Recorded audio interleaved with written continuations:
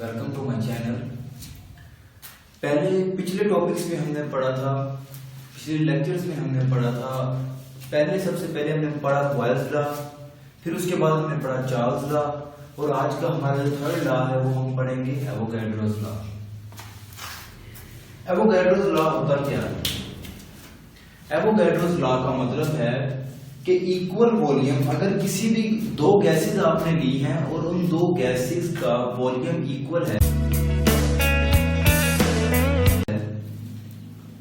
दोनों गैसेस का volume equal है, तो उनके नंबर ऑफ मोल्स और उनके नंबर ऑफ पार्टिकल्स सब कुछ इक्वल ही होगा। अगर उनका वॉल्यूम इक्वल है तो उनके number of moles, number of particles सब कुछ इक्वल ही होगा आपस में at given temperature and pressure. मतलब प्रेशर और टेम्परेचर सेम हो तो हमारे पास जो उसका वॉल्यूम है वो भी इक्वल हो, और टेम्परेचर प्रेशर हमारे पास कांस्टेंट हो, तो हमारे पास नंबर ऑफ मोल्स एंड उसका नंबर ऑफ पार्टिकल्स इक्वल ही आएंगे। अब इसकी डेफिनेशन पढ़ते हैं। What is the Avogadro's law? Avogadro's law equal volume of all the ideal gases. ये जो हम गैसेस लॉ पढ़ रहे हैं, ये सब लॉ जो है इस सिर्फ और सिर्फ आइडियल गैस पे एप्लीकेबल होते हैं। और मैंने आपको पहले भी बताया था, जो गैस लॉज, 4 गैस लॉज हैं, वो गैस लॉ सिर्फ और सिर्फ गैस पे एप्लीकेबल है, ना तो सॉलिड पे एप्लीकेबल है और ना ही लिक्विड्स पे एप्लीकेबल है। तो हम पढ़ते हैं, जो हमारे पास गैस लॉ है एवोगैड्रोस लॉ। एवोगैड्रोस लॉ हमें बताता है कि वॉल्यूम जो है directly proportional to the number of moles है, और ये इक्वल वॉल्यूम, अगर किसी भी गैस का वॉल्यूम हम इक्वल लें, उसका टेम्परेचर, उसका प्रेशर सेम रहे, तो उसके जो नंबर ऑफ मॉलिक्यूल्स हैं वो हमारे पास इक्वल ही आएंगे, सेम ही आएंगे। जिस तरह हमने पिछले दो लॉज के अंदर पढ़ा था कि क्या चीज कांस्टेंट होती है, उसके अंदर क्या चीज वेरिएबल होती है, तो इस लॉ में भी हम पढ़ेंगे कि इस जो हमारे पास एवोगैड्रोस लॉ है, इसके अंदर कांस्टेंट क्या क्या चीज है।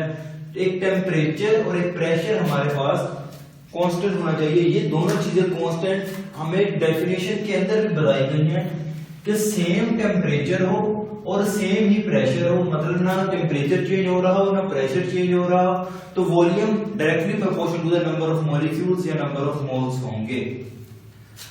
अब हम कंसीडर करते हैं गैस 1 और गैस 2, दो गैसेस हम लेते हैं। इस बात को एक्सप्लेन करने के लिए कि क्या वाकई ही एवोगैड्रोस लॉ एप्लीकेबल भी है कि नहीं है। फर्ज करें हमने जो गैस 1 है उसका वॉल्यूम लिया हमने V1, गैस 2 का वॉल्यूम लिया हमने V2।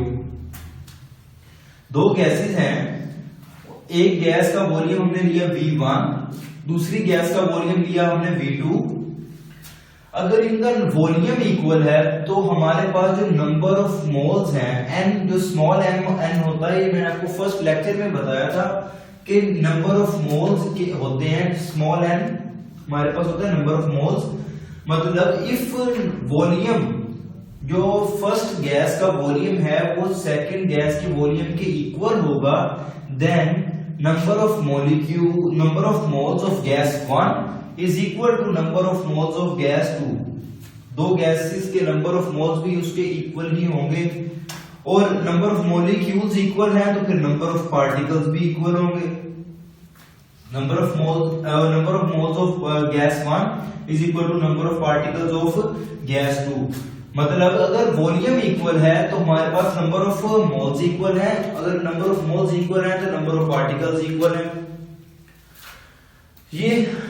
ये गैस लॉ जो है ये हमें बताता है कि इसमें कांस्टेंट क्या क्या चीज है। जो गैस की लॉ की डेफिनेशन है, इस गैस लॉ की वो डेफिनेशन ही हमें बता देती है कि इसके अंदर कांस्टेंट क्या क्या चीज है और इसके अंदर हमने क्या कंडीशंस रखनी है। वॉल्यूम के इक्वल करेंगे तो नंबर ऑफ मॉलिक्यूल्स के बराबर आएगा। मतलब इसी से हमें ये शो हो जाता है कि volume directly proportional to the number of moles है। अगर वॉल्यूम हम इंक्रीज करेंगे तो नंबर ऑफ मोल्स भी इंक्रीज ही होंगे। नंबर ऑफ मोल्स इंक्रीज होंगे तो हमारे पास रेशियो सेम रहेगी आपस में उनकी।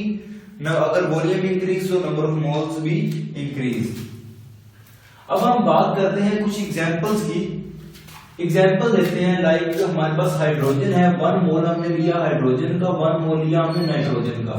अब जानते हैं कि जो हाइड्रोजन है इसका मोलिक्यूलर मैस 2.018 ग्राम है, अप्रोक्सीमेटली 2 हम लिख देते हैं हाइड्रोजन का, वैसे जो एग्जैक्ट है वो 2.018 ग्राम, और जो नाइट्रोजन का है ये 28 ग्राम है।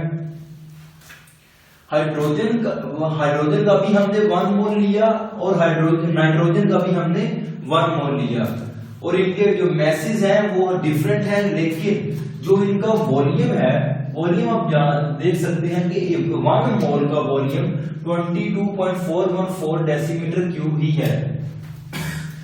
इनका मैस मोलिकुलर मैस डिफरेंट होने की बावजूद इनका वॉल्यूम इक्वल है आपस में।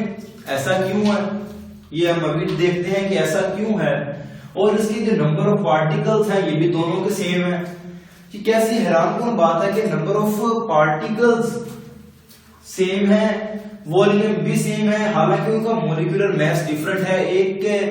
एक का मैस अगर हम 1 मोल लें तो वो हमारे पास 2 ग्राम आता है, और अगर हम नाइट्रोजन का लें तो वो हमारे पास 28 ग्राम आता है, लेकिन उसका वॉल्यूम भी इक्वल है, उसके नंबर ऑफ पार्टिकल्स भी इक्वल है। तो ऐसा क्यों है?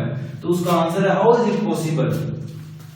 तो उसके आंसर में ये है कि जो एक भी मॉलिक्यूल है हमारा, जो एक मॉलिक्यूल है गैस का, वो अपने दूसरे गैस मॉलिक्यूल से 300 टाइम्स अप्रोक्सीमेटली 300 टाइम्स उससे फार्दर अपार्ट है। मतलब एक गैस मॉलिक्यूल हाइड्रोजन का ये पड़ा हुआ है, ये हमारे पास दूसरा मॉलिक्यूल है, तो इनके दोनों के दरमियान जो डिस्टेंस है वो इतना डिस्टेंस है कि उनका जो डायमीटर है हाइड्रोजन का उसका 300 टाइम ज्यादा है, उसका 300 टाइम डिस्टेंस है दो गैस मॉलिक्यूल के दरमियान। इस वजह से हमारे पास जो नंबर ऑफ पार्टिकल्स भी सेम आते हैं और वॉल्यूम भी इक्वल आता है। फर्ज करें नाइट्रोजन है, नाइट्रोजन के 28 ग्राम है और इसका मॉलिक्यूलर साइज भी इंक्रीज होगा। इस वजह से जो उसका मॉलिक्यूलर साइज, एक पार्टिकल का मॉलिक्यूलर साइज इंक्रीज है, बड़ा है साइज, तो उसका जो डायमीटर है दरमियान में 300 का, फर्ज करें ये हमारे पास हाइड्रोजन गैस हम कंसीडर करते हैं, ये हमारे पास है हाइड्रोजन और ये है हमारे पास नाइट्रोजन। नाइट्रोजन का जो पार्टिकल साइज है, जो नाइट्रोजन का पार्टिकल साइज है ये भी बहुत बड़ा है हाइड्रोजन की निस्बत, तो इसका जो 300 डायमीटर हम लेते हैं मिड दरमियान से, तो इसका जो 300 टाइम डिस्टेंस है वो भी कम होगा। क्यों? इसका एक पार्टिकल साइज कम है। हमने पहले देखा कि एक पार्टिकल का जितना डायमीटर होगा, डायमीटर कहां से लेते हैं हम, ये देखिए पार्टिकल है, इसके मिड से लेके एंड तक जो इसका होता है इसको हम कहते हैं कि डायमीटर। ये है हमारे पास एक डायमीटर, और ये जो डायमीटर है ये इतना डिस्टेंस हमारे पास 300 टाइम्स दूसरे गैस मॉलिक्यूल तक पहुंचने के लिए इतना डिस्टेंस, इतनी दूरी होना जरूरी है, तो गैस होती है। देखिए अब नाइट्रोजन है, नाइट्रोजन का जो है हमारे पास पार्टिकल साइज भी ज्यादा है और हाइड्रोजन का पार्टिकल साइज भी छोटा है। जब उसका पार्टिकल साइज छोटा है तो उसका डायमीटर भी छोटा होगा। जब उसका डायमीटर छोटा है तो उसका 300 टाइम जो उसका डिस्टेंस है तो वो भी कम होगा। इसलिए हमारे पास जो पार्टिकल के वॉल्यूम है और जो नंबर ऑफ पार्टिकल्स है ये सेम ही आते हैं। हालांकि इस मैस जो है हमारा ये डिफरेंट ही होता है, मॉलिक्यूलर मैस हर गैस का डिफरेंट है, लेकिन एक मोल के लिए अगर हम लेंगे तो उनका वॉल्यूम भी इक्वल होगा और उनका नंबर ऑफ पार्टिकल्स भी सेम होंगे। अब हम बात करते हैं डिफ्यूजन की। What is the diffusion? Diffusion the spontaneous mixing of molecule of one gas with one another. मतलब दो गैसेस हैं उनका आपस में मिक्स होना, इसको कहते हैं डिफ्यूजन। ये कितनी स्पीड से मिक्स होंगे इसको कहेंगे हम रेट ऑफ डिफ्यूजन। रेट का असल मीनिंग ही हमारे पास स्पीड है, वेलोसिटी को कहते हैं हम, कि कितनी स्पीड से वो मूव कर रहा है। डिफ्यूजन रेट ऑफ डिफ्यूजन मैंने आपको बताया कि कितनी स्पीड से वो दोनों गैसेस आपस में मिल रही हैं, तो उसको हम कहेंगे रेट ऑफ डिफ्यूजन। डिफ्यूजन का मतलब है मिक्सिंग, और रेट ऑफ डिफ्यूजन कितनी स्पीड से मिक्स हो रही है उसको कहेंगे रेट ऑफ डिफ्यूजन। दो गैसेस कितनी जल्दी मिलती है, लाइक अगर आपने परफ्यूम की एक बोतल रखी है रूम के एक कॉर्नर में रखी हुई है, तो कुछ देर बाद देखेंगे कि आप पूरे रूम के अंदर उस जो परफ्यूम है उसकी स्मेल आनी स्टार्ट हो जाएगी। मतलब जो गैस है वो मिक्स होके डिफ्यूज होके वो पूरे रूम के अंदर फैल गई है, इसको कहेंगे हम डिफ्यूजन। और रेट ऑफ डिफ्यूजन इसकी एग्जांपल देख लेंगे, spreading of fragrance of perfume. Perfume की जो फ्रेग्रेंस है वो कितनी स्पीड से मूव करेगी उसे हम रेट ऑफ डिफ्यूजन कह देंगे। और रेट ऑफ डिफ्यूजन हमेशा इनवर्सली प्रोपोर्शनल होता है किसके, उसके मॉलिक्यूलर मास के। जितना मॉलिक्यूलर मास कम होगा उतना रेट ऑफ डिफ्यूजन ज्यादा होगा। सबसे ज्यादा रेट ऑफ डिफ्यूजन हमारे पास हाइड्रोजन गैस का है। क्यों? क्योंकि पीरियोडिक टेबल में सबसे कम जो मॉलिक्यूलर मास है वो हमारे पास हाइड्रोजन का है, और हाइड्रोजन का मॉलिक्यूलर मास जितना कम है उसका रेट ऑफ डिफ्यूजन उतना ज्यादा है। जैसे हमने पहले भी पढ़ा था मास स्पेक्ट्रोमीटर में भी कि जितना मास कम होगा उतनी तेजी से मूव कर जाएगा, उतनी स्पीड से मूव करेगा। लाइक एक हमने एग्जांपल तब ली थी एक ट्रक की, एक कार की और एक बाइक की, कि एक ट्रक को टर्न करने के लिए ज्यादा टाइम रिक्वायर है, एक कार को उससे कम टाइम रिक्वायर होता है, और एक बाइक को मूव करने के लिए टर्न लेने के लिए सबसे कम टाइम रिक्वायर है। इसी तरह हमारे पास जितना मास कम होगा उतना रेट ऑफ डिफ्यूजन ज्यादा होगा। हाइड्रोजन का मास सबसे कम है और इसका रेट ऑफ डिफ्यूजन भी सबसे ज्यादा है। अब हम एग्जांपल लेते हैं, एमसीक्यू करते हैं। अभी मैंने बताया कि रेट ऑफ डिफ्यूजन या diffusion is inversely proportional to the molecular mass. अब हम देखते हैं कि एमसीक्यू करते हैं, which of following have more rate of diffusion. सबसे ज्यादा रेट ऑफ डिफ्यूजन किसका है? हमने तो पहले जब ऐसा कोई भी एमसीक्यू आए तो सबसे पहले आपने उनके मॉलिक्यूलर मास साथ लिख लेने हैं। किसका मॉलिक्यूलर मास ये है, इसका मॉलिक्यूलर मास ये है। चार ऑप्शन आएंगे, अब चारों के मॉलिक्यूलर मास लिख लें, गलती के चांसेस बहुत कम हो जाते हैं।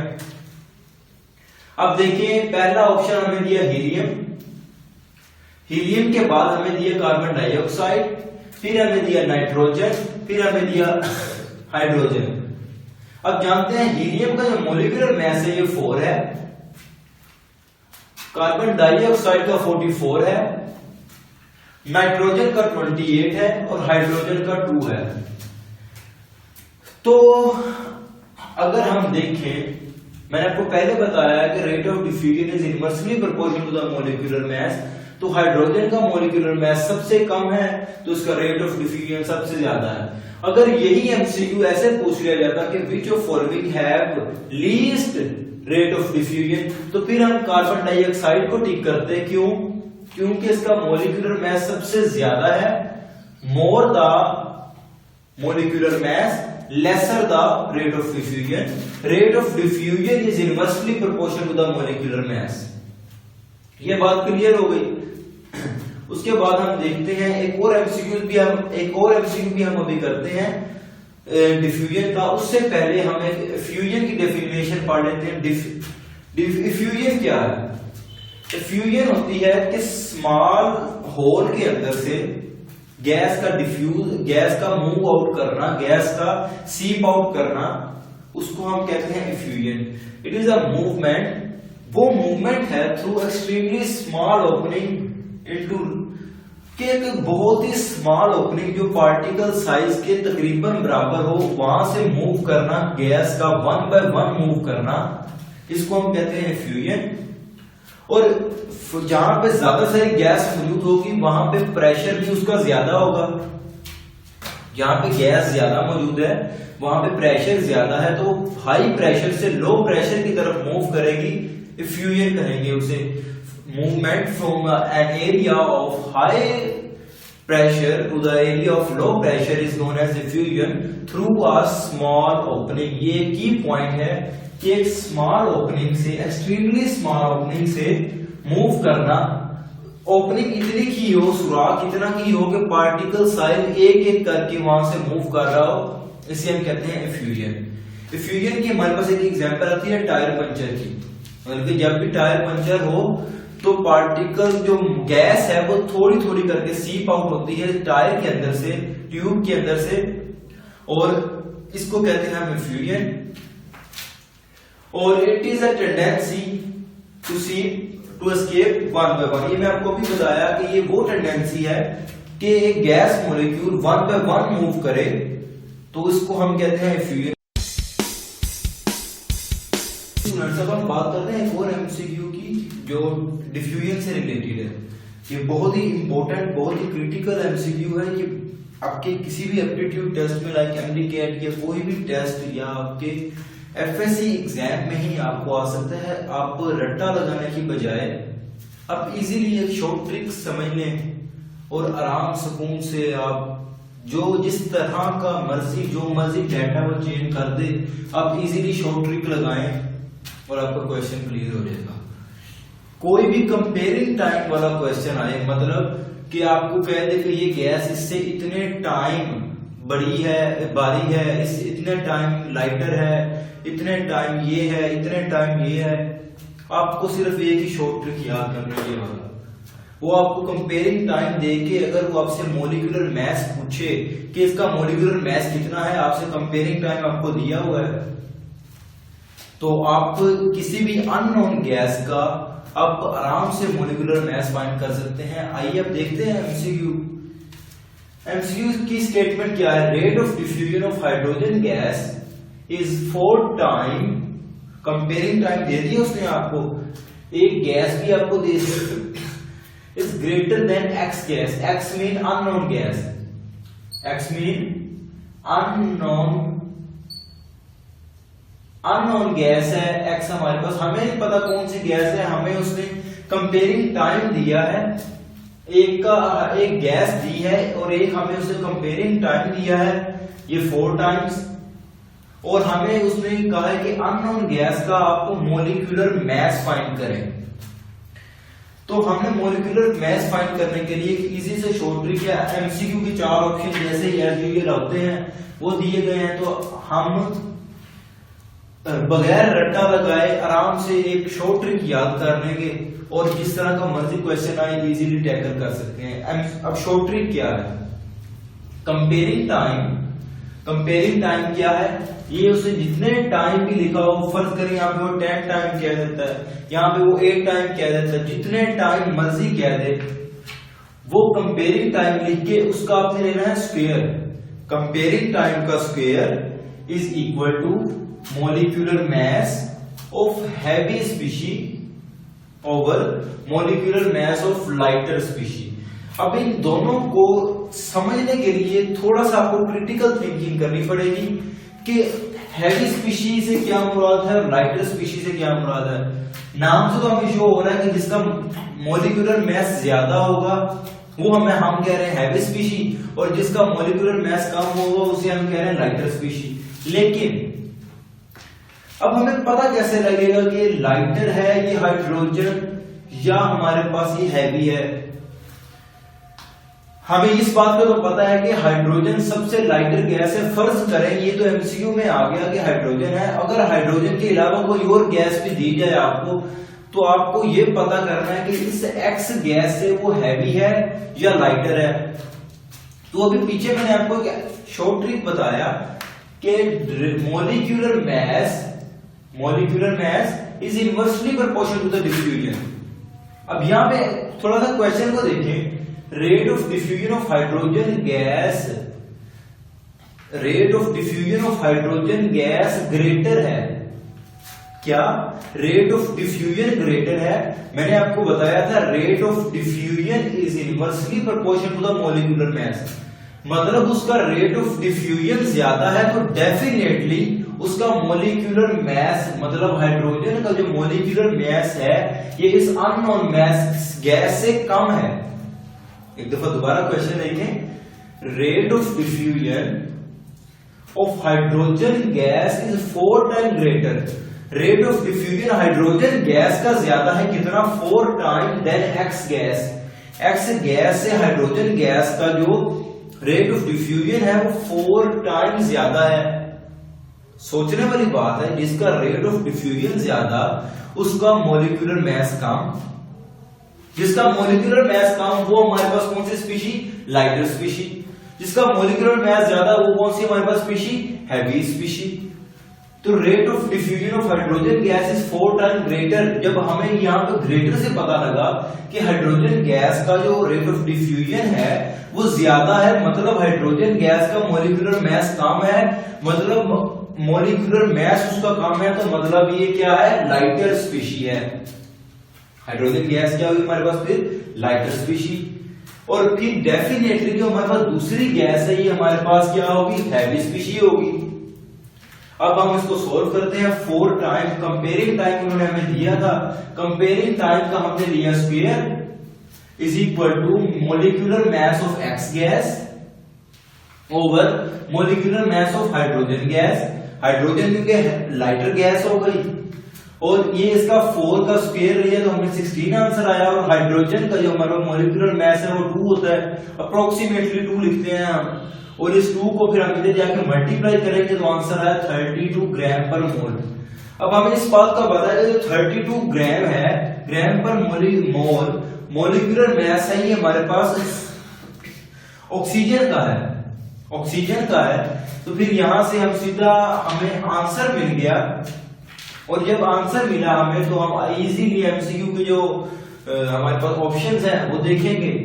हाइड्रोजन का जो मॉलिक्यूलर मैस है ये 28 है, CO2 का क्या है हमारे पास 44 है मॉलिक्यूलर मैस, हीलियम का क्या है 4 है और ऑक्सीजन का क्या है 32। तो इजीली हमें ये जहां से पता लग रहा है कि इसका 32 मोल आ गया मोलर मैस, यहाँ पे है ऑक्सीजन का 32, तो आंसर हमारे पास आया डेल्टा ऑक्सीजन। हमारे पास आंसर आया कि रेट ऑफ डिफ्यूजन ऑक्सीजन का ही हमारे पास, मतलब कि रेट जो हमारे पास एक्स गैस है वो हमारे पास ऑक्सीजन है और हाइड्रोजन का रेट ऑफ डिफ्यूजन ऑक्सीजन से 4 टाइम्स ज्यादा है। ठीक है स्टूडेंट्स, अल्लाह हाफिज, मिलते हैं नेक्स्ट वीडियो में। नेक्स्ट वीडियो में हम पढ़ेंगे क्या क्या, हम पढ़ेंगे ग्राहम्स लॉ के बारे में, जो हमारा लास्ट और आखिरी लॉ है, जो हमारे पास गैस लॉ का 4th लॉ है वो हम पढ़ेंगे ग्राहम्स लॉ, उसके बारे में पढ़ेंगे और आगे उसकी एप्लीकेशन वगैरह पढ़ेंगे। इसी तरह उसके भी एमसीक्यू करेंगे, आराम से इजीली आप टैकल कर सकते हैं। ठीक है स्टूडेंट्स, तब तक के लिए अल्लाह हाफिज।